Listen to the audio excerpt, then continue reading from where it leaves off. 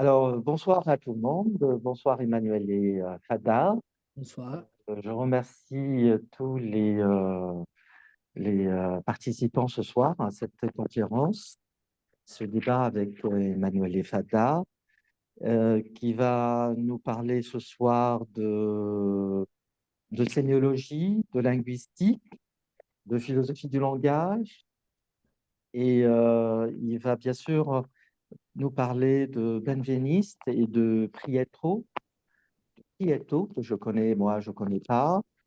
Et je pense que je vais beaucoup apprendre ce soir. Et donc, le titre de la conférence d'Emmanuel Fada, qui est professeur, on peut dire, de sémiologie, de sémiotique, de linguistique à l'université de Calabre, en Italie. Donc, il va nous parler ce soir sous le titre de Y a-t-il un problème de la référence dans la sémiologie structurale? Quelques remarques sur Benveniste et Prieto. Donc, 2 minutes rapidement, je présente un peu le cadre. Le cadre, c'est un peu, nous avons appelé les rencontres. Les rencontres, c'est un peu un mot à la mode, hein, les rencontres d'Al-Mukhatabat, c'est-à-dire en référence à la revue Al-Mukhatabat que nous publions, ça fait une douzaine d'années maintenant. Donc, le mot rencontre, c'est un peu, je pense, c'est bien choisi, placé pour définir la philosophie, c'est-à-dire la discussion. C'est toujours et à la rencontre, on va vers les autres pour vraiment apprendre et pour échanger avec eux. Donc, un peu, c'est le principe de ce séminaire et de cet espace qui est dédié, bien sûr, à la rencontre et puis à la discussion et à la connaissance et au savoir, sans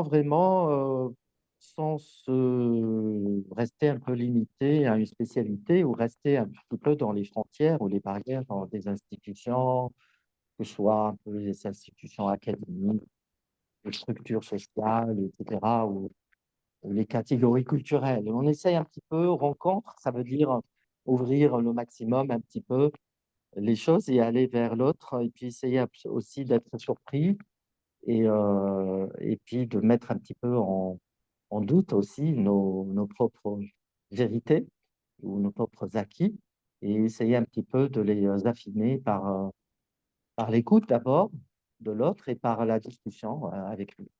Donc un peu, c'est le principe de ce séminaire, les rencontres d'Al-Mukhatabat. Et puis, voilà, je tiens à remercier Fada qui a accepté de venir nous parler et parler dans cet espace. Et vraiment, ça va nous replacer dans l'ambiance il y a à peu près plus de 10 ans maintenant, Emmanuel. Et La ça première fois que j'ai rencontré fait Emmanuel, pas c'était à mal qu'on Kérouan. se voit de visu. Oui, c'était à Kérouan en 2013. C'était pour célébrer 100 ans de Saussure. Oui, oui, C'était un colloque organisé par le département de français. Et j'ai vraiment rencontré Emmanuel Fada.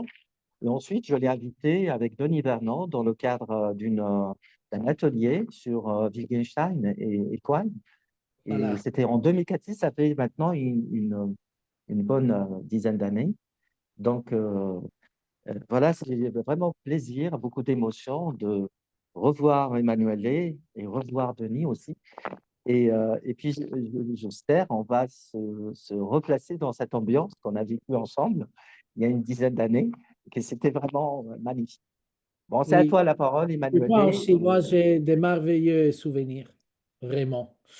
Et je remercie aussi Denis, Oui, euh, grand, Et grand avec nous, il est merci, avec nous là.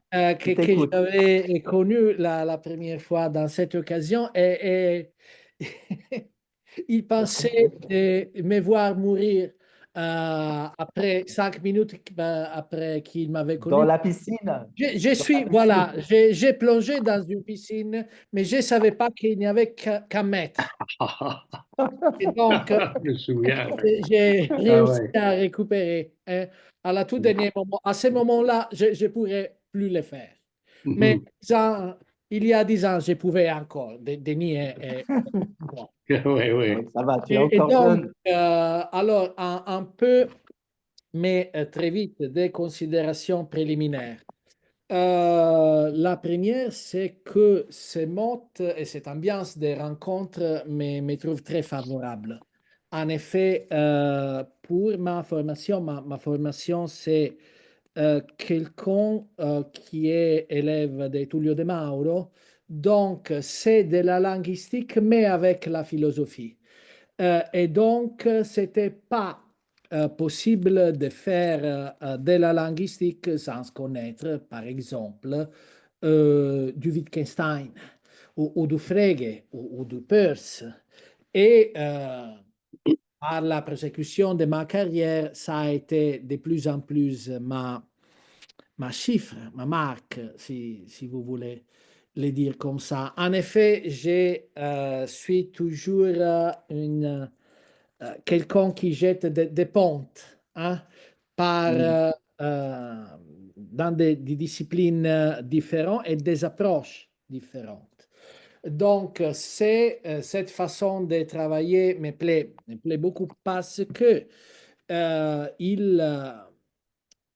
il se révèle que lorsqu'il y a une rencontre effective, ça c'est un bon lapsus, effective avec affective.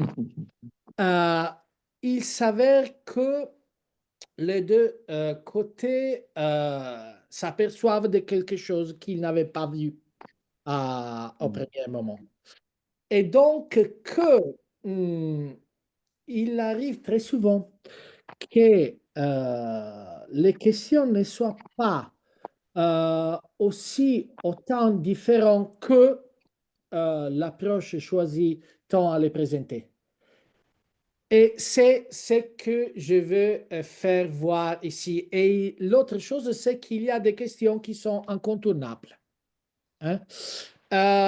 Et dans ces cas-là, il y a la question de la référence. Ce que je veux arriver à dire ce soir, c'est que si quelques sémiologues, linguistes, structurales a une véritable tête philosophique, avant ou après, il sera obligé de revenir sur cette question parce qu'il est incontournable, au moins si on approche la question de la nature du signe. Bon, pourquoi Benveniste et Prieto?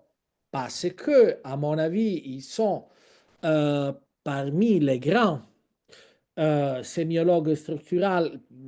Moi, les grands sémiologues structurels sont Benveniste, Hjelmslev, Jacobson, Greima, Barthes, Prieto. Martinez n'était pas vraiment un sémiologue et très peu d'autres. Okay. Et ils sont les deux qui ont approché vraiment des points de vue philosophiques sans être des philosophes. Hein. Très peu Benveniste et je pense rien Prieto. Donc, je pense que tout le monde sait qui était Émile Benveniste. Donc, j'ai que deux mots pour Prieto. Prieto, c'était le dernier titulaire de la chaire de linguistique générale de Ferdinand de Saussure. En effet, c'est Ferdinand de Saussure. Charles Bailly, en toute petite période, Henri Frey, Séché, Henri Frey, et puis Prieto. Et puis, il n'y a pas, ou il n'y a plus de chaire de linguistique générale à Genève. C'est les premières qui décident de prendre aussi une charge de sémiologie. Et c'est quelqu'un qui même en travaillant, en partant de la linguistique, en particulier en partant de Trubetskoy, construit sa même théorie, sa propre théorie d'une façon essentiellement autonome. Il a, en quelque façon, les mots de procéder d'un philosophe analytique. Hein. Il est tac, tac, tac, tac, tac. On pourrait très bien hein, traduire les pages des Prieto qui sont assez difficiles à lire un langage de premier ordre. Tata, tata, tata, tata, tata. Et il a même une écriture très, très différente par rapport à ce que, par exemple, aujourd'hui on appelle French Theory. Che en effet, c'est le post-structuralisme lié en anglais. Et très mal, même. Mais ça, on ne peut pas prendre plus de temps sur ça. Donc, ce que je veux dire, c'est ça. Le troisième, c'est un autre sur lequel j'ai travaillé pas mal et qui c'est Charles Peirce. Peirce est important parce que il n'est pas un référentialiste et on verra pourquoi. Donc, voilà. Comment je vais travailler? Quatre parties. La première, c'est très général. C'est l'idée que le structuralisme sémiolinguistique, donc avant Greimas, pour s'entendre. Greimas était un linguiste, était un très bon linguiste, mais en effet, c'est celui qui a désaxé la sémiologie. Non? Il s'agissait plus de langues, mais il s'agissait des récits et des textes. Donc, le structuralisme se pose contre le référentialisme ou quand même contre l'idée de qu'il y a un rapport direct entre la chose et le nom. Donc, je vais expliquer ça avec des passages des Saussure et des Greimas. Deuxièmement, on va à Benveniste. Je vais lire très peu, mais les textes, pour moi, fondamentaux sont les vieux textes de 1939 de la nature de l'arbitraire et les tout derniers textes sémiologie de la langue où il s'en prend à Peirce, mais la façon où il les fait nous montre qu'en effet, il est un référentialiste, même caché. Puis Prieto, et je vous montre comme il y a une théorie de la référence chez cet auteur. C'est une théorie très étrange, mais très cohérente. Au fond, je vais prendre mes conclusions et donc sur la relation entre les mots, les signes et l'esprit. Allons-y. Donc, je vais faire comme ça. Comme ça, c'est plus facile de voir, je pense, pour vous. C'est plus... OK. Donc, c'est un lieu commun, mais un lieu commun substantiellement bien fondé. L'idée que le structuralisme ne laisse aucune place à la référence ou au problème de la référence. En effet, on a parlé souvent d'ontologie négative. Ontologie négative du signe linguistique, ça veut dire que chaque signe n'est que ce que les autres ne sont pas. Et il n'y a aucune définition positive, ce qui fait que la sémantique structurale est toute interne au système linguistique. Il n'y a rien comme une sémantique du langage, mais il y a que la géographie ou la géométrie, dans le sens des Égyptiens. Hein. Si vous voulez, du partage et de la division des espaces dans les systèmes linguistiques, à l'intérieur. Hein. L'extérieur, ça peut bien n'être pas là. Hein. Et donc, une différence de la langue par rapport à l'existence du mot et des objets. Je pense vous rappeler très bien les toutes premières pages du chapitre du CLG, du cours de linguistique générale sur la valeur, où Saussure dit enfin, ce qu'il y a dans la pensée ou ce qu'il y a dans le monde ne concerne pas la linguistique. Donc, voilà. il y a deux formulations saussuriennes qu'on peut appeler antiréférentielles. La première est très connue, la deuxième beaucoup moins. Paf, pardon. Ok, je dois éliminer vos faces, je suis désolé, mais sinon, je n'arrive pas à lire. Alors, ça, c'est bien évidemment les chapitres sur la nature du sens linguistique. Pour certaines personnes, la langue, ramenée à son principe essentiel, est une nomenclature, c'est-à-dire une liste de termes correspondant à autant de choses. Cette conception est critiquable. Elle a supposé que le lien qui unit un homme et une chose est une opération tout simple, ce qui est bien loin d'être vrai. Les signes linguistiques unissent non une chose et un nom, mais un concept et une image acoustique. Plus en bas, c'est le chapitre sur les valeurs. Psychologiquement, abstraction faite de son expression par les mots, notre pensée n'est qu'une masse amorphe et indistincte.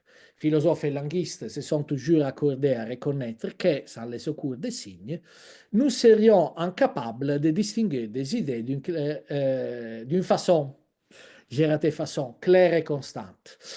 Prise en elle-même, la pensée est comme une nébuleuse, vous rappelez les dessins, où rien n'est nécessairement délimité, il n'y a pas d'idée préétablie et rien n'est distinct avant l'apparition de la langue. Donc, ici n'est pas tellement question du monde extérieur, mais de la psychologie. En effet, ça pourrait être considéré comme une proposition antiréférentialiste, oui et non.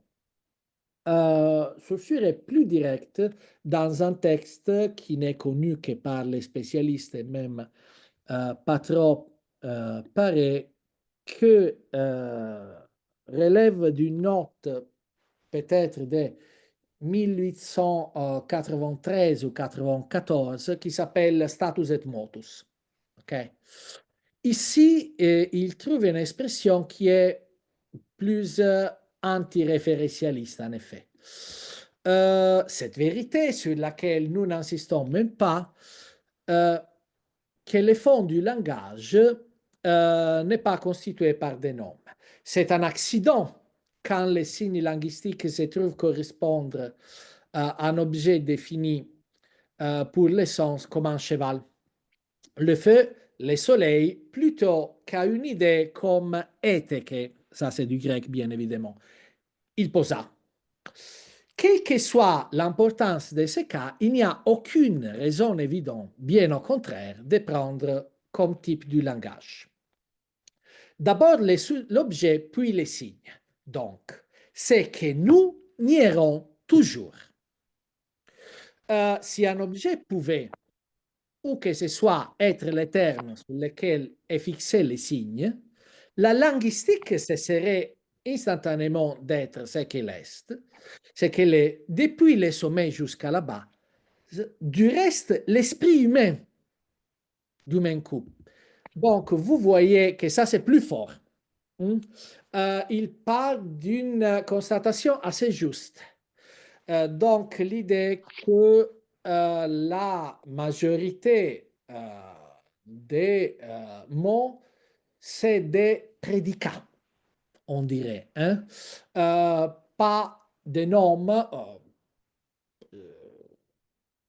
Peut se redire des icônes et des symboles, pas des index, mais de ça, il arrive à une affirmation antiréférentialiste. Il n'y a pas d'objet avant les signes.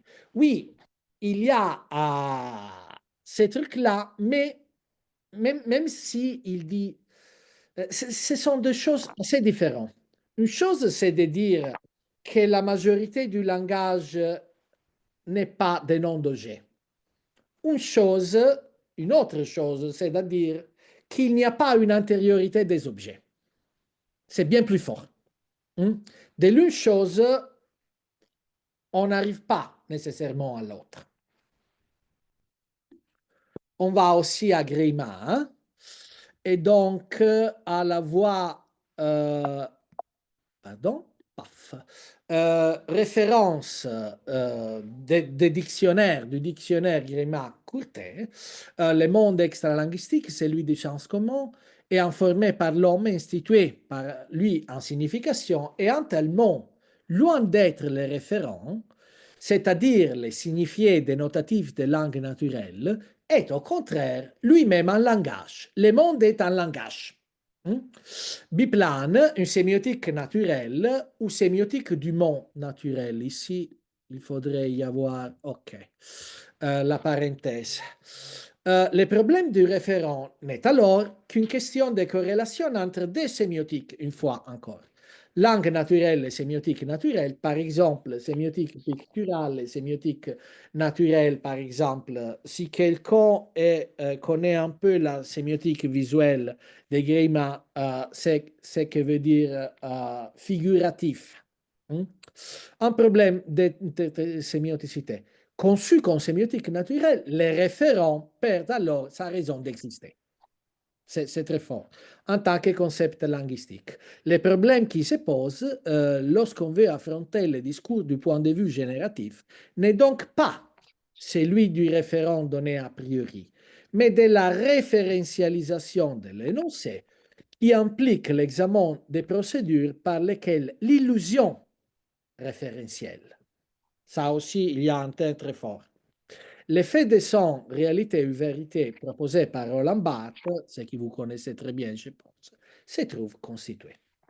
Donc, vous voyez que des quotes comme ce qu'on a vu, effectivement, nous amènent à penser que le structuralisme, ce n'est pas seulement référentiel, mais même anti-référentiel.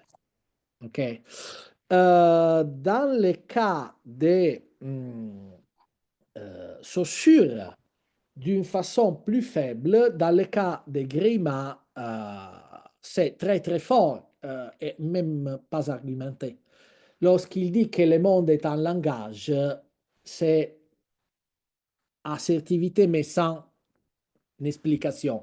Quand même, il y a une sorte d'explication logique chez Saussure. Les langages, c'est surtout des verbes. Les verbes sont surtout des actions et donc sont des actions et pas des choses. Chez Gréma, il n'y a même pas ça. OK. Arrivons comme ça à Benveniste.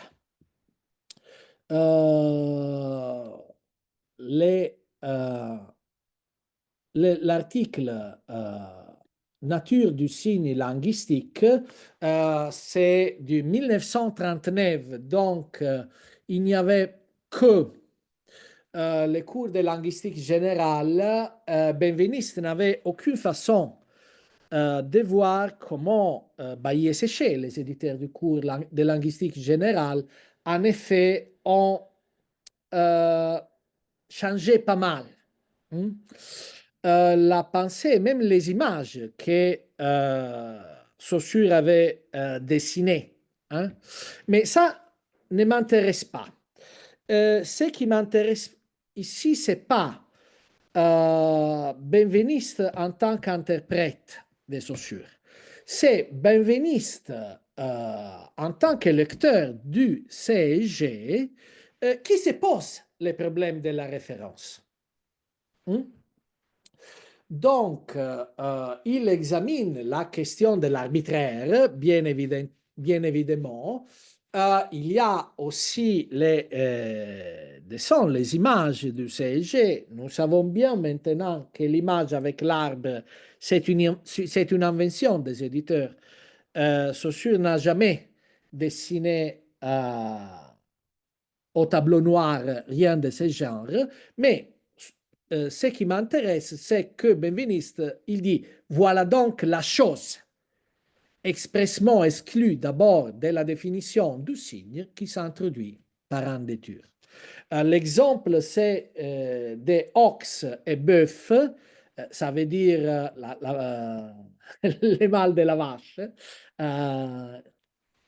Il bue en italien, Et il dit, mais si on a cet exemple-là, bien évidemment, il y a la chose, il y a la référence. Et Benveniste dit aussi, pour les sujets parlants, il y a entre la langue et le monde adéquation complète. Mais voilà, pas le monde comme un langage, le monde comme le monde, la réalité extérieure. Et aussi l'idée que l'arbitraire, en effet, c'est de la nécessité, mais ça, c'est les côtés sociaux. Donc, ces raisonnements nous aident à comprendre qu'il y a deux problèmes différents. Premier, le rapport avec le monde extérieur qui ne peut pas être exclu, laissé de côté complètement. Et l'autre, les rapports avec la communauté parlante et donc la transmission sociale du signe, etc. Donc, l'arbitraire se répercute, bien évidemment, sur la nature sociale du signe, mais ne parle pas d'elle. Le prochain texte que je ne peux pas dire examiner, mais citer, c'est plus ou moins les mêmes, parce que soit sémiologie de la langue, soit les dernières leçons, comme vous savez, Benveniste ne meurt pas, mais tombe malade et il ne peut plus parler et écrire en 1969, lorsqu'il vient d'être élu président de la Société mondiale de sémiotique. Hein? De la AIS, elle s'appelle en français Association à double dénomination, Association internationale de sémiotique, en anglais est International Association for Semiotic Studies. Et donc, il lui demande d'écrire un article pour une sémiotique écuménique, ce qui Jacobson était en train de faire. Jacobson lui demande et donc de se confronter à la sémiotique de Peirce. Ce texte-là est presque égal dans Sémiologie de la langue qui se trouve sur le deuxième volume des problèmes de linguistique générale, mais c'était sur sémiotica et dans les dernières leçons qu'il avait fait au Collège de France. Bon, qu'est-ce que c'est que le problème des benvenistes avec Peirce? Je ne sais pas. Combien vous connaissez Peirce? Je pense pas mal. Mais là, ainsi dite quatrième incapacité de Peirce, il dit que, en effet, et la troisième aussi, qu'il n'y a rien qui ne soit pas signe. Donc, il n'y a pas les signes et les choses, mais il n'y a que les signes. Les signes sont signes d'autres signes et l'homme est un signe, etc., etc. Donc, il n'y a que signe, ce qui l'oblige, et il le fait très cohérentement, d'assumer une position ontologique idéaliste. Okay? Alors, Benveniste lit. Très bien, c'est une édition, je l'ai ici. Ça, il y a, est-ce que vous voyez? Non, pas très bien. Pas très bien. Ça, c'est la première édition de Peirce qui arrive en Europe. C'est Barthes et Benveniste et les autres lisent ça. Maintenant, personne ne lit plus ça, quand même pas en Amérique. Il lit attentivement ça et il arrive à conclure. Oh, pardon. Mais finalement, ces signes, étant tous signes les uns des autres, de quoi pourront-ils être signes qui ne soient pas signes? Ok, donc, le problème qu'il y a avec Peirce, c'est qu'il a besoin d'une distinction entre ce qui est signe et ce qui ne l'est pas. La cohérence systématique des langues historiques naturelles garantit les caractères des signes des entités linguistiques et offre un point de départ. Benveniste dit, nous savons que les signes linguistiques sont des signes. Et nous avons des moyens pour les catégoriser et pour les séparer de tous les autres et de toutes les autres choses. Si nous disons que tout est signe, c'est comme dire que rien du tout n'est pas signe. OK? Et Benveniste a raison de son point de vue. Parce que si on ne peut pas distinguer ce qui est signe de ce qui n'est pas signe, la notion même de référence n'a pas de sens. Comment Greiman disait le langage est un langage et le monde est un langage, bien évidemment, on n'a plus besoin de références. OK? Donc, Benveniste rapproche, et justement, à Peirce, justement, de ses points de vue, bien évidemment. C'est qu'on pourrait rapprocher à Greiman. Bien évidemment, s'il n'y a pas quelque chose qui n'est pas signe, aucune place pour la référence.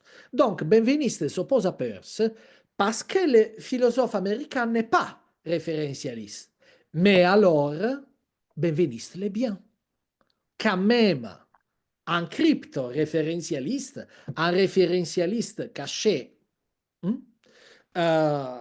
disait comme vous voulez, mais son problème, c'est qu'il doit y avoir la langue, système de signes, qui dénote, qui parle de quelque chose qui n'est pas signe à son tour. Nous arrivons comme ça à Prieto. Bien évidemment, c'est un univers, je dois vous fournir que des détails, mais j'espère que ça suffit à dégager les points qui m'intéressent. Alors, Prieto, dans la deuxième partie de sa philosophie, donc des pertinences pratiques davantage, mais pas tellement, même davantage parce que il a cette notion d'indice qu'il prend des puissances et donc l'idée que la façon de travailler de la langue n'est qu'une spécification de notre cognitivité en général, donc de notre rapport au monde. Seulement, il y a un passage ultérieur. Vous voyez? Alors, il y a un signal, OK, qui pointe à un indiqué, qui pointe un référent, qui pointe un référent. Si le signal, c'est le signal linguistique, l'indiqué, c'est un signifié.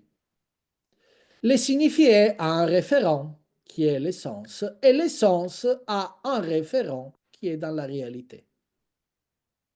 Donc, il n'y a que les classes, non?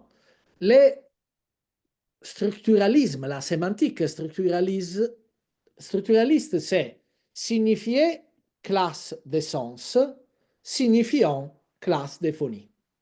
OK? Et les rapports avec ça, entre eux. Donc, il n'y a que la dimension abstraite et interne à la langue. Prieto, il dit, il y a toujours une opération qu'il appelle d'indication, donc je cherche à indiquer, à pointer quelque chose. Je me réfère à quelque chose. Donc, lorsque j'emploie un signal, je me réfère à un signifié. Et avec les signifiés, je me réfère à un sens spécifique. Avec ce sens, je me réfère à quelque chose dans la réalité. Bien évidemment, ici, je suis sorti dans la langue. les derniers passages, je suis sorti de la langue. OK? Donc, c'est plus question que de la relation interne entre les entités abstraites linguistiques. C'est plus question que de l'oppositionnalité. Il y a toujours une indication, mais il y en a deux.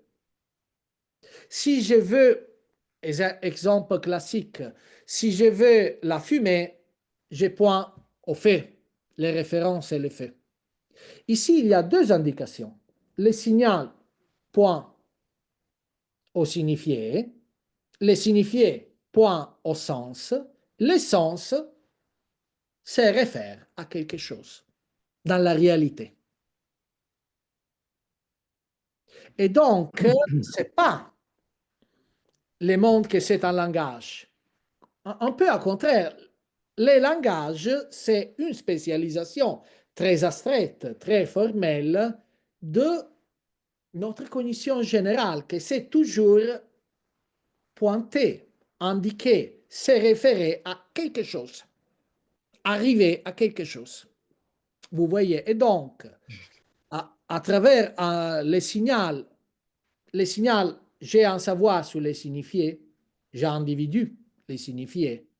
J'arrive au sens, bien évidemment, dans les circonstances. Et donc, par exemple, qu'est-ce que je peux dire? Je voudrais bien celle-là. OK, donc j'arrive au signifié. Le sens, c'est celle-là qui est pertinent maintenant pour moi, et donc j'arrive à celle-là. La relation de cognition entre les sujets connaissants et le monde, c'est toujours là.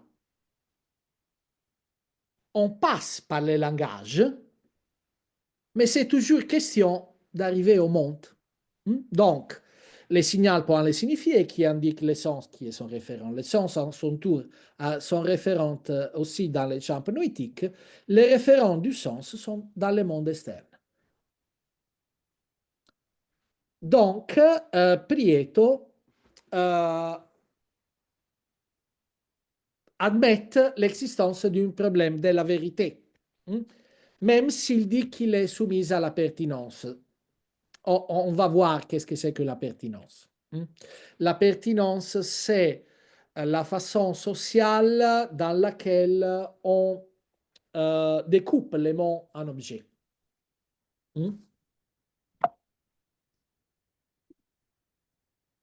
Voilà. Ça, je dois cacher vos visages. Donc, ici, je suis obligé de ne pas partir des textes ou des images, mais de présenter ce que Prieto dit assertivement. Je crois, vous allez me faire confiance. Mais c'est très intéressant parce que toute la première partie de premier volume de Saggi di Semiotica, qui est très peu connu parce que il était originairement publié en italien et n'a pas été réédité que bien d'années après, est consacré à ce truc-là. Donc, quel type de sciences sont les sciences de l'homme? Et il dit ils sont des sciences, des connaissances de la réalité matérielle. Une fois encore, il y a un double niveau de connaissance.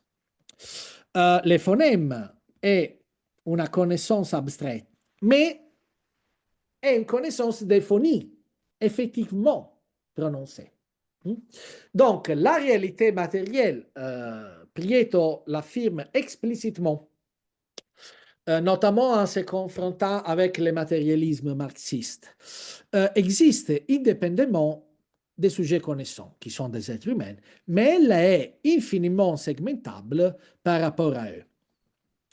Donc, les objets matériels sont des fragments pertinentisés de la réalité matérielle. non? Par exemple, je ne sais pas si vous connaissez Kant et l'ornithorynque d'Eco. Il y a toute la partie, c'est très amusant et très intéressant, où il parle des Aztèques qui n'avaient jamais vu un homme à cheval et un homme avec la barbe. Et il cherche à comprendre qu'est-ce que c'est que. Alors, avant, il pense que c'est un centaure, une espèce de dieu ou de divinité avec une machine ou avec... Et après, il parvient à identifier les objets. Donc, bien évidemment, la fragmentation est sociale, mais la réalité matérielle est là. Et donc, une position ontologique matérialiste est bien nécessaire. Et il affirme, tout comme Peirce prend une position idéaliste pour des raisons opposées. Et toutefois compatible avec l'affirmation de la nature sociale de la connaissance. La fragmentation des objets peut être influencée de la vie sociale, de la pertinence, mais la réalité matérielle et les caractères de la réalité matérielle sont bien là. Et ce qui est plus intéressant et plus important, je n'ai pas trop de temps pour parler de ça, même si ça me plaît beaucoup. Il y a un essai qui s'appelle Décision et sujet, où il parle sur la ontogénèse de la subjectivité, comment on comprend qu'on est un sujet parce qu'on se reconnaît comme un corps, comme un fragment de la réalité matérielle et qu'on appartient à la réalité matérielle. Dans un sens, on est matériel nous-mêmes, bien évidemment. Hein? Mais pour arriver à me référer à ça, je dois me constituer un sujet. Et donc, une admission, un reconnaissement de sa propre matérialité est le point de départ pour la constitution d'un sujet connaissant et donc langagère et donc sémiotique.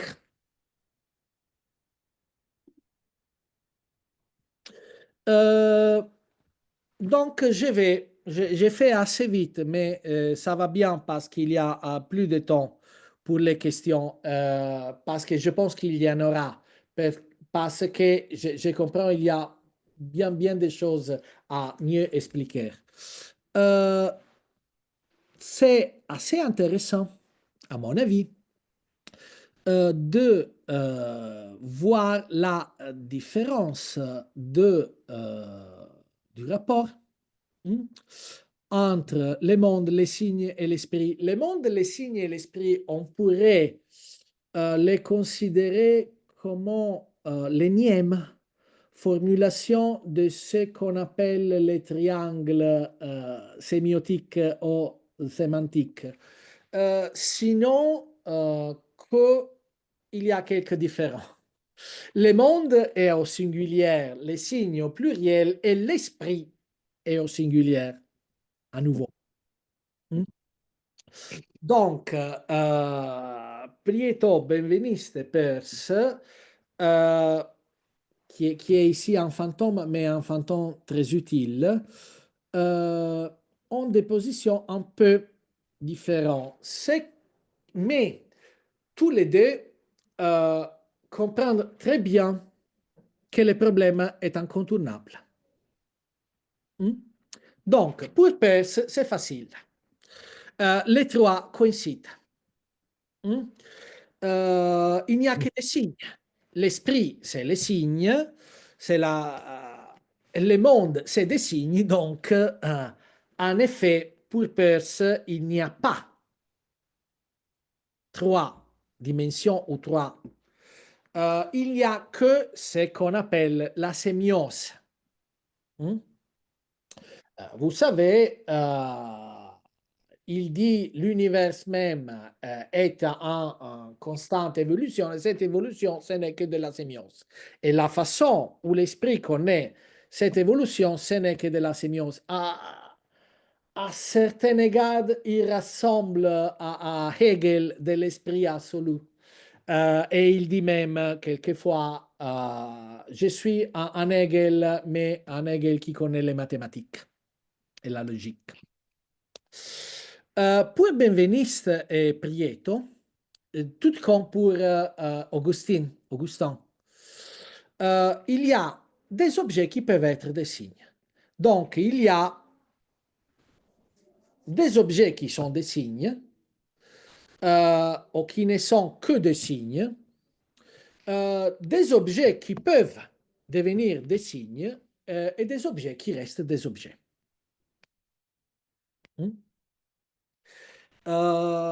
Pour benveniste, tout comme pour Prieto, l'esprit considéré n'est que l'esprit humain, bien évidemment, parce que la sémiose ou la référence qu'on prend en considération, c'est la référence linguistique. Pour Peirce, non, il n'y a que l'esprit, un esprit. Sur ça, Prieto est, lorsque Benveniste est un crypto-référentialiste, comme je viens de vous argumenter, je ne sais pas si je peux dire je viens de vous démontrer, hein? Mais quand même de vous argumenter, Prieto est un référentialiste explicite, exprès.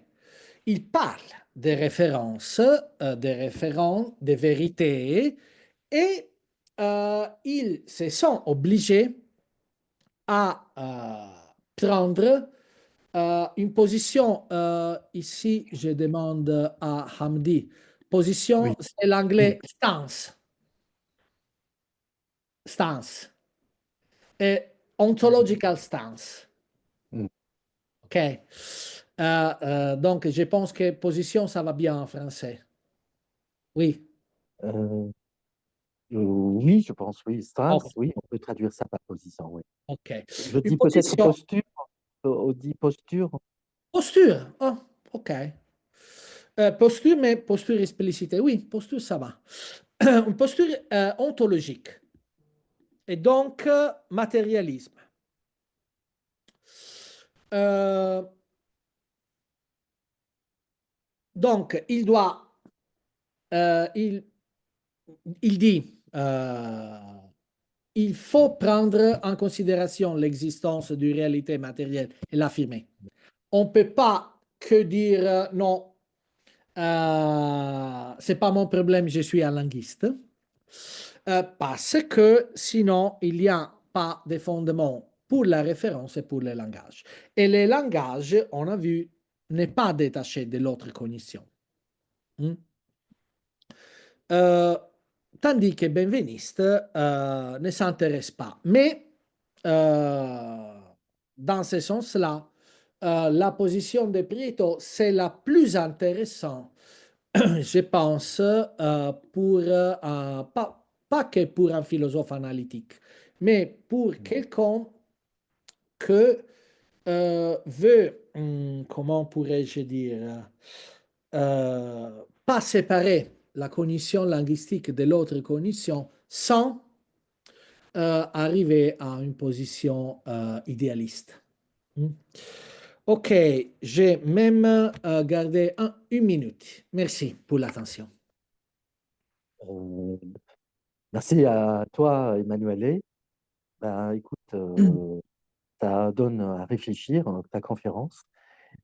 Pour moi, surtout qui ne connaît pas Prieto, donc j'ai peut-être ça va me pousser un petit peu à lire ses travaux et un peu voir un peu comment il a contribué différemment des autres grands sémioticiens, sémiologues dans ce domaine-là, à faire avancer un peu la recherche. Donc, je te remercie vraiment pour cette conférence qui va, je crois, qui va susciter beaucoup d'interrogations, beaucoup de questions. Et c'était vraiment autour de la référence. On sait très bien que c'est une notion qui a été ignorée sciemment par de Saussure, hein, parce que mais qui est au cœur de ce que nous appelons la sémantique, la philosophie du langage. Non, à partir de Frege, la distinction qui a fondé presque le grand courant, on peut dire logiciste, etc., dans la philosophie du langage entre sens et référence, c'est une distinction qui, euh, qui a vraiment, je pense, au fondement même de la philosophie analytique, hein, la philosophie du langage, la philosophie analytique. Et on a qui nous pousse souvent à distinguer entre sens et signification. C'est-à-dire, il y a comme si une partie, on peut dire que la théorie de la signification s'intéresse aussi au langage, mais aussi à autre chose que le langage et doit un peu sortir du langage pour pouvoir aussi parler du monde, des choses réelles, etc., par le biais de cette notion de référence. Donc, c'est vraiment la notion de référence autour de laquelle ta conférence a tourné pendant 45 minutes plus, est une notion fondamentale et je pense, qui continue aujourd'hui à susciter des débats. Alors, je ne sais pas, c'est-à-dire quand on dit que Peirce est un idéaliste, c'est-à-dire parfois il y a Non, un non, peu le côté un peu, on peut dire idéologique ou doctrinal général, qui impacte bien sûr les choix ou les solutions à donner à ce problème-là. Mais puisque quand on parle de Peirce, tu es bien placé, mieux que moi bien sûr pour le dire, que vraiment c'est un peu la triade. C'est toujours en termes de triade qu'on essaie un petit peu de fonder la théorie, un peu la théorie sémiotique chez Peirce, c'est-à-dire dans laquelle l'objet est une notion qui est très très importante chez Peirce. Donc j'ai mais l'impression que l'objet, c'est un signe, lui oui, tout aussi. à fait. Oui, oui, tout à fait. Mais c'est quand même, c'est-à-dire nous avons trois éléments qui sont un peu, on peut dire, c'est très difficile de les séparer les uns des autres. Je suis tout à fait d'accord. Sinon, on ne serait pas Peircien, on serait quelqu'un d'autre. Mais quand même, Peirce, il les sépare quand même. Il dit il y a trois choses quand même. Il y a le signe, il y a l'interprétant, il y a l'objet. Est-ce qu'on peut distinguer entre objet et référent et comment? Par exemple, est-ce que l'objet, ça peut être quelque chose qui ne relève pas du monde réel et de la portée référentielle du Euh, langage? Par exemple, quand Quine dit l'objet, c'est un mythe, c'est-à-dire l'objet, c'est un mythe. C'est-à-dire, c'est nous qui créons les objets de la science, c'est nous que nous construisons. C'est un mythe comme les autres mythes. Nous avons créé l'objet. L'objet, ça a été créé, mais ce n'est pas quelque chose qui se trouve tout à fait indépendamment du langage de la science. Est-ce que c'est en ce sens-là que tu veux distinguer entre objectuel? ok, Déjà, alors, on parle de quantification objectuelle et objectuation substitutionnelle, c'est-à-dire qu'il ne veut pas parler en termes d'objet, de quantifier en termes d'objet. Est-ce que dans ces termes-là, que tu distingues entre objet et référent, par exemple, chez Peirce, et bien au-delà? ok, alors c'est un peu compliqué. J'essaie à répondre. Donc, les statuts d'objet, chez Peirce, c'est donné surtout par sa position dans la relation triadique. Hein. C'est l'objet auquel le représentamen, point. Les représentamen, c'est les signes. Vous m'excuserez, mais j'emploie les mots grecs et latins sans, non, pas, sans l'accent sur la dernière syllabe. Je peux pas. Donc, les représentamen, c'est à quoi che point à l'objet. Et donc, l'objet, et puis il y a des objets, l'objet immédiat, etc. L'objet dernier, c'est une habitude, il dit. C'est ce qu'on fait. Hmm. La différence entre Peirce et Quine, Prieto est plus, je pense, plus proche de Quine. Parce que Prieto, il dit, ce que Quine dit pour la science, Prieto dit pour tout. Là-bas, il était un marxiste. Il y a les problèmes de l'idéologie. Il disait il faut faire une science qui ne soit pas idéologique et donc il déclare ses points de vue. Mais la différence, c'est la posture ontologique. Pour moi, ça c'est très fort. Parce que, bien évidemment, Peirce ne nie pas la matière. Non? Mais il y a un essai assez bien connu, et il s'appelle The Law of Mind, la loi de l'esprit, non? Où il compare les positions et il dit on peut être ou matérialiste, ou idéaliste, ou moniste. Et si l'on est moniste, il faut voir comment. Et il dit, pour les rasoirs d'Occam, Occam Razor, comment ça c'est en français? Exactement, le rasoir d'Occam, oui. Les rasoirs d'Occam, on ne peut pas être dualiste. Et donc, il faut être moniste. Mais, il dit, je peux déduire la matière de l'esprit, je ne peux pas faire le contraire. Et donc, je vais être idéaliste. Bien évidemment, c'est au niveau théorique. Et il est bien attentif à l'empirie. Et son système catégorial lui permet très bien de donner une place importante à la matière. C'est la, comment on se dit en français, secondité? Secondness. Je crois que c'est ça. En anglais, c'est firstness, Ben, il y a second. Denis Vernon qui peut nous intervenir. Secondéité, je crois. Je Priméité, pense secondéité, secondité. tertiéité. Oui, je crois. Je pense que maintenant on traduit Secondéité. secondité et tertiéité. Alors, la dimension de la matière, c'est surtout la secondité. Oui, oui, c'est le conditionnement, c'est le temporel. C'est l'ostative, ce qui me fait Le problème. déterminant, justement. Le déterminant. Le Voilà, voilà, déterminant. voilà. Et donc, mais euh, la référence, ça serait le rapport entre quelque chose qui est signé et quelque chose qui n'est pas signé, quand même. Là aussi, comme je disais au début, je l'ai fait exprès, c'est vraiment question plus d'approche que des problèmes. Parce que lorsque Prieto dit les rapports entre les signifiés et les sens, c'est de la référence, ou les sens et les référents du signifié, en effet, c'est comment dire que l'interprétant, c'est les signifiés de l'objet, en effet, c'est même question de termes. Mais ce truc de la posture ontologique, c'est très fort, à mon avis. C'est une discriminant. C'est quelque chose qui, euh, diversifie les positions. Bien évidemment, il y a les mêmes problèmes aussi chez Peirce. Mais peut-il y avoir les mêmes problèmes lorsque la position théorique est différente? C'est ça mon problème.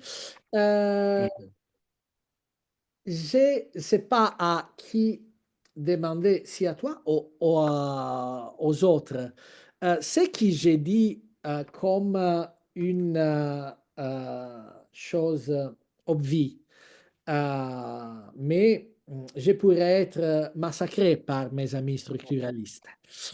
Le fait que Benveniste était un référentialiste au fond, est-ce que ça est convaincant ou pas? Pour moi, il est évident, mais là, il y a vraiment l'idéologie du structuralisme. Non, benveniste, un référentialiste. Non, jamais. En effet, il est. Mm. Qu'est-ce que vous pensez? Mm. Ça peut être convaincant ou pas? Parce qu'il cherche quelque chose qui ne soit pas signe, même s'il peut le devenir. Mm. Bien sûr. Et voilà. Alors, je pense la désignation de référentialiste est un peu forte. C'est-à-dire, elle n'est pas, comment on dit, Comment on l'appellera? modérée. C'est-à-dire, est-ce qu'on peut lui appliquer une notion de référentialisme ou de mise en euh, valeur de la référence autrement qu'en le disant par référentialiste? Je crois que le isme, le référentialisme, ça pose un problème. Le isme, parce que ok. Oui, je oui, il pense n'y a que pas un absolu. il n'est pas référentialiste dans le sens où il met en avant ou où il met en valeur, où il donne un petit peu. Parce qu'en général, quand on se dit référentialiste, c'est un petit peu donner plus d'importance dans la théorie du langage aux objets extralinguistiques et aux extrasignes. C'est-à-dire le référentialisme, et ce qui a été par exemple répudié par beaucoup de grands philosophes, etc., c'est de dire que le langage copie finalement le réel. C'est Ah, pas non, ça. pas Ah, dans si, ce c'est sens. ça, que Pas dans ce référentiel. sens. Bien sûr, Benveniste n'est pas Copie, non. référentiel. Mais si il copie les réels, peut-être même Prieto n'est pas référentialiste non plus. D'accord. Il s'agit de copier. Si, moi, j'étais pour une définition light en anglais. L'idée qu'il y a Légère, le légère. langage est quelque chose, non? Qui est à l'extérieur et qui est là et à laquelle je ne dis pas que le langage doit les copier, mais Mm. il peut, il peut pas s'en ficher, si vous me pardonnez l'expression. Mm. Oui, Mais il y a une main levée de Denis. oui, oui. Oui, attends. Bonjour tout le monde. Euh, Bonsoir.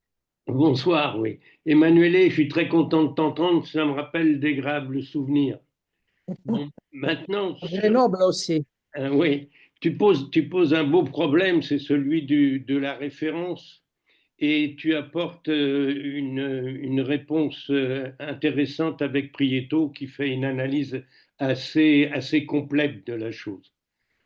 Seulement, dans ma perspective, la question n'est pas uniquement celle du rapport entre le langage et la réalité. Parce que là, on a une perspective purement linguistique ou sémiotique. Et moi, ce qui m'importe beaucoup plus pour essayer de résoudre cette question, c'est une approche praxéologique. C'est-à-dire que il faut faire intervenir un troisième terme entre la langue et le monde naturel, ce que fait pas par exemple Crémas, nonobstant certaines approches, c'est le rôle de l'action. Et ça, c'est pas nouveau. On le voit très très bien développé chez Cassirer. Et Cassirer s'inspire d'un auteur qui est très important, mais que personne ne connaît, c'est Ludwig Noiret. Dans Der Ursprung der Sprache. Il dit par exemple, c'est de l'activité commune dirigée vers un but commun, c'est du travail archaïque de nos aïeux qu'ont jailli le langage et la vie, la raison. Donc, ce qui fait le rapport, ce qui explique le rapport référentiel entre langage et puis réalité, c'est l'action.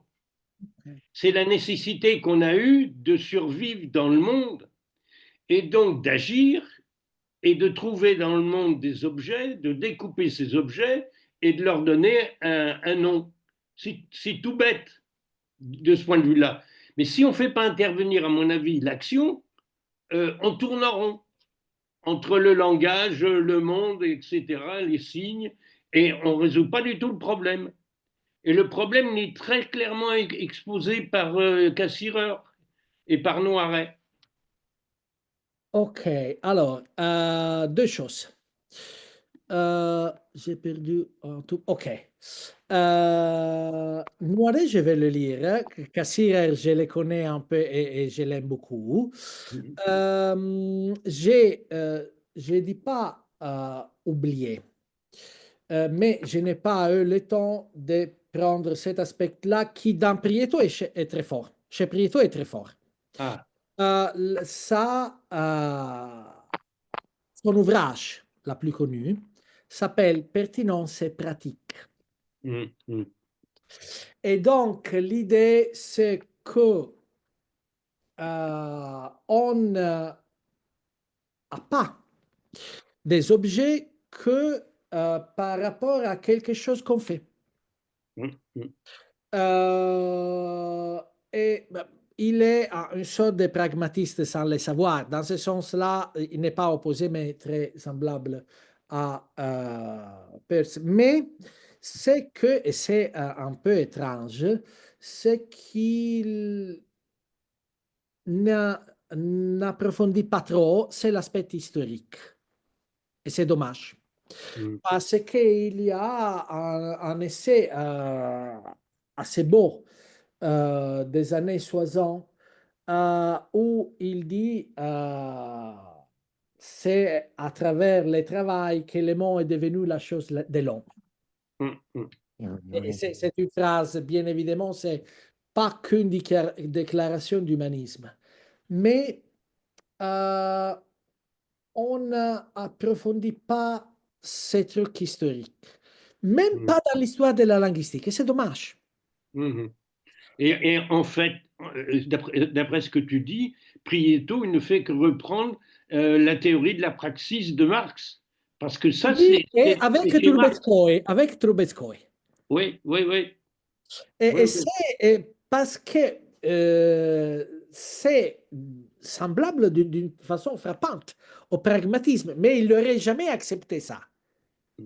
Et ça, c'est une chose bête, à mon avis, justement parce que ça peut. Mais il est Marx plus Trubetskoy. C'est justement ça. Donc, l'idée qu'il y a la réalité matérielle là-bas. Hein. Par exemple, il y a tout un débat qu'il fait parmi la fin des années 70 et le début des années 80 avec Luporini, qui était un philosophe marxiste italien. Et il dit, c'est incroyable qu'un marxiste pense qu'il y a des essences dans la réalité matérielle. C'est c'est justement, c'est pas question de décrire le monde, c'est question de le transformer, si c'est marxisme. Et en effet, la façon dont on construit les mondes, c'est la façon où on les transforme. Mais au-delà de cette déclaration, en effet, il manque de sens historique au sens fort comme un Cassirer. Moi, je connais Cassirer, je ne connais pas Noiret, je vais le lire. Un autre auteur intéressant, mais ça, c'est plus de l'épistémologie, sur ça, c'est Ludwig Fleck. Tu le connais? Non. C'est quelqu'un qui a été le grand-père, dans un sens, c'était un Polonais, de Thomas Kuhn. Ah ouais. C'est quelqu'un qui c'était un médecin, qui a dit les notions de la médecine ne sont que le travail des groupes, des communautés scientifiques, la façon de travailler les mots. Mais bien évidemment, il y a un fond matérialiste. Tu dois dire qu'il y a la réalité. Hein. Et donc, oui, c'est dommage. C'est dommage parce que une enquête historique là aurait aidé beaucoup.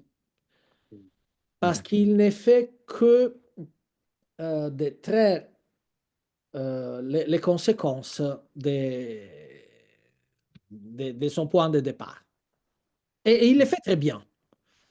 Il pense presque en logicien. Donc, cette idée de la praxis, non, c'est très fort. C'est très, très fort. Mais dis Mais donc, il n'est pas développé au point de vue historique.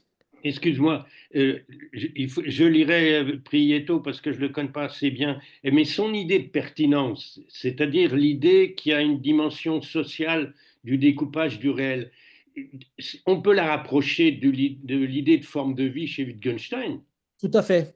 hein? Tout à fait. Ouais, Tout ouais. à fait. La différence, c'est qu'il y a l'idée systématique.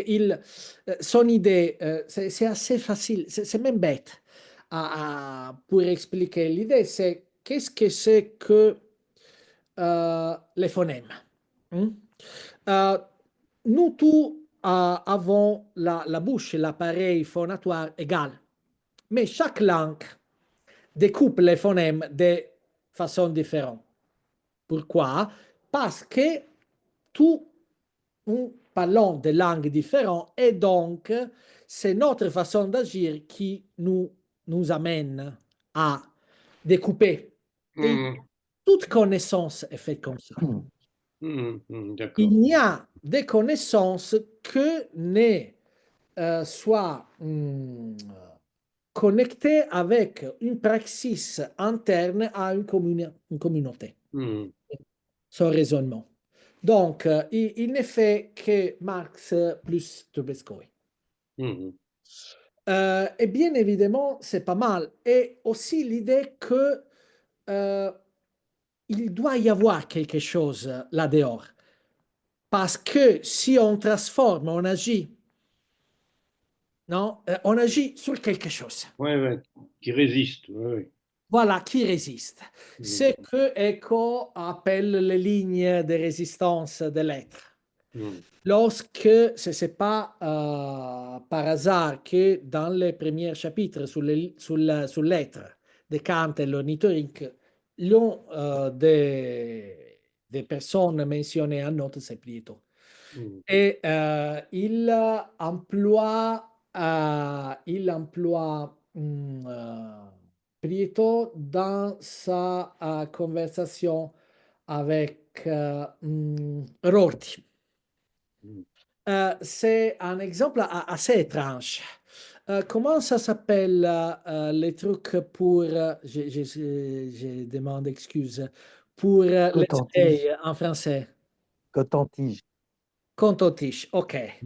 Et il dit avec Rorty dit oui, bien évidemment, mais je pourrais user employer un tournevis. Et donc, un coton-tige, c'est la même chose qu'un tournevis. Et, je pense que ça ferait beaucoup de mal. Et ecco, ça c'est dans Kant et l'ornithorynque. Bien. Dit, oui, tu peux Il y bien. aura un tympan percé. Percé. Voilà, tu peux le faire en cas d'émergence. Mais ce n'est pas par hasard qu'on a inventé ces trucs-là. Et on a identifié ces trucs-là comme l'objet qui peut faire ça. Il y a un praxis social. Voilà. Tu ne prends pas l'exemple de bricolage, c'est-à-dire comment c'est une référence indirecte à Wittgenstein, où il parle Tout à fait. de tournevis, de tout ça, c'est-à-dire de Ah oui, la bricoler cabine de le- la. Oui, la boîte à outils, quoi. C'est une. oui, et, oui, oui, oui. Et aussi l'idée de. Comment ça s'appelle? Siez. Les voir comme. Dans la deuxième partie, le chapitre 13 de la ou c'est 11, des investigations philosophiques que, et aussi les observations sur la philosophie de la psychologie élargie. Hein? Et il dit, tu peux voir ça comme ça ou comme ça. Hein. Bien évidemment, c'est la Mhm. pertinence. Hein. Mais il y a un fond qui reste ça. Et donc, si, si on dit que la sémiose, c'est de la praxis, il Mhm. faut dire que tu agis sur quelque chose. Perso aussi, il dit que les derniers interprétants, c'est une habitude, mais il reste ainsi. Mhm. Il y a de la différence à dire que les signes sont des actions, que la sémiose c'est de la praxis et de dire que la praxis c'est de la sémiose. Mhm. À mon avis, Peirce dit que la praxis c'est de la sémiose. Prieto dit très clairement que la sémiose c'est de la praxis et que la Mhm. praxis Oui, c'est oui. l'humain. Et c'est Mhm. la raison par laquelle il n'arrive pas à mettre qu'il y a une sémiose euh, au dehors du monde humain. Parce que la praxis, c'est l'humain. Mhm. Voilà. Mhm. Bien évidemment, il est vraiment marxiste et humaniste dans ce sens. Mhm. Carrément. Voilà. D'accord. Merci, Emmanuel. Donc, vraiment, c'est très intéressant. Ça, ça ouvre sur d'autres problèmes. Et je pense c'est au cœur de la philosophie du langage, telle qu'elle est enseignée, pratiquée, etc. aujourd'hui.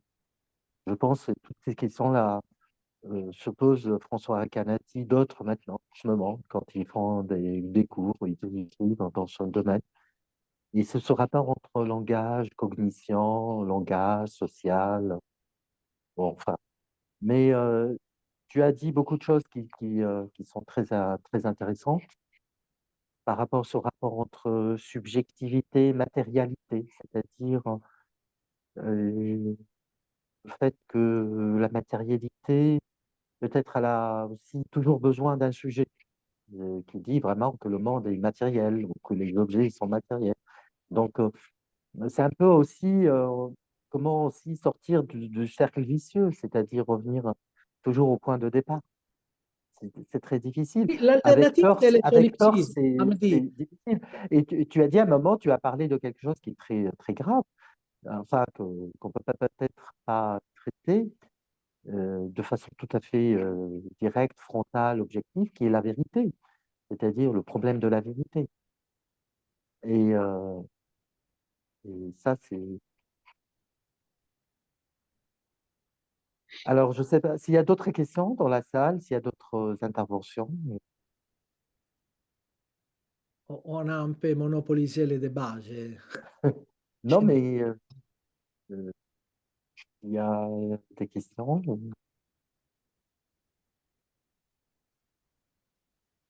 Bah, écoute, Manuel, Denis, Hadia, tous les participants avec nous, merci de votre présence, de votre participation. Bien sûr, il y a toujours d'autres questions à poser, mais on va s'arrêter là ce soir. Mhm. Bon, Et mais ce sera merci sympa. Emmanuel, et merci. Merci à toi. Merci à toi, Denis, vraiment, merci. Merci. Allez, bonne soirée à tout le monde. Hein. Bonne soirée tout le monde. Merci. Ouais. Merci, Bonsoir. à très bientôt. Alors, à très bientôt pour À très une bientôt. autre rencontre. Très bien. Merci. Au revoir. Au revoir. Au Au revoir. revoir.